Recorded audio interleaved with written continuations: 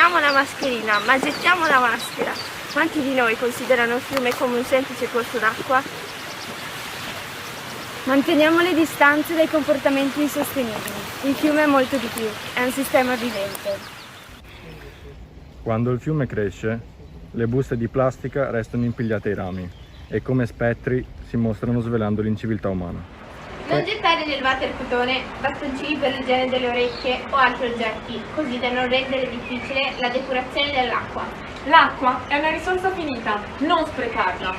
Fai una doccia breve anziché un bagno. Per lavarti i denti usa un bicchiere e non lasciare il rubinetto aperto mentre li strofini. Aiutaci a conseguire gli obiettivi dell'Agenda 2030 dell'ONU. Obiettivo 14. Vita sott'acqua. Obiettivo 6. Acqua pulita. Obiettivo 15. La vita sulla terra. Oggi siamo qui per raccogliere e studiare i macroinvertebrati bentonici del fiume Meschio, con cui calcoleremo l'indice biotico esteso. Ci dirà quindi qual è la qualità dell'acqua. In pratica usiamo gli organismi del fiume come bioindicatori. Ecco i nostri bioindicatori, per lo più larve di insetti, efemeroteri e tricotteri, che vivono solo in acque ricche di ossigeno. L'osservazione e lo studio proseguono in laboratorio.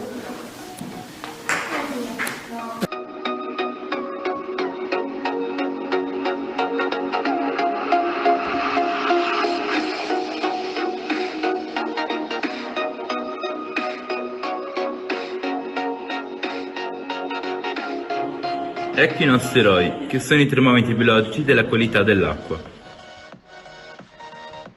Ecco un tricottero, con la particolarità delle tracheobranchie.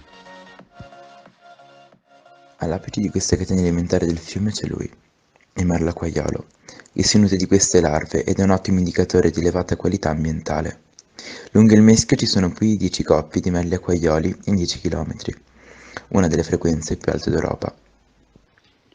Ma lungo il corso del fiume vivono molte altre specie animali, come l'airone cenerino e la garzetta, il martin pescatore e la gallinella d'acqua, il marangone minore e la trotafario, la ballerina bianca e la ballerina gialla, il germano reale maschio e il germano reale femmina e la lamprera padana. Ma la bellezza di questo ecosistema rischia di scomparire a causa dell'uomo. Una ruspa in alveo distrugge il delicato habitat fluviale, rendendo immediatamente torbide le acque, dove queste anatre sono costrette a nuotare. E non dimenticare che la biodiversità e gli ecosistemi naturali sono un bene prezioso da preservare per le generazioni future.